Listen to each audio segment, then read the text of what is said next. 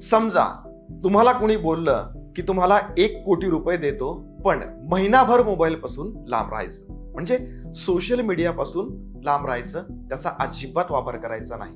तर अनेक जण म्हणतील नको ते पैसे, पण सोशल मीडिया पासून दूर जायला आम्हाला काही सांगू नका. हवं तर आम्ही आमचा वापर रिस्ट्रिक्ट करतो, पण बंद अजिबात करणार नाही.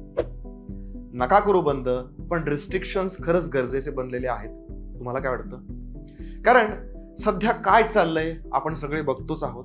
सगळेच इथे इन्फ्लुएन्सर झालेले आहेत, अगदी सरकारी कर्मचारी सुद्धा. रील्स व्हिडिओ करताना काही नियम वगैरे किंवा काही गाईडलाईन्स असं काही पाळायचं नाव कुणीच घेत नाहीये. सर्वसामान्यांचं माहित नाही, पण सरकारी कर्मचाऱ्यांना आता सोशल मीडिया वापरताना अनेक प्रकारच्या गाईडलाईन्सचं पालन हे करावं लागणार आहे, आणि जर नाहीच केलं तर दणका सुद्धा बसणार आहे असं म्हटलं जाते.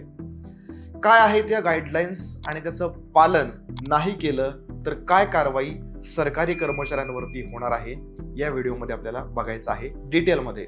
सो व्हिडिओ पूर्ण पहा आणि चॅनलला सबस्क्राईब सुद्धा करा.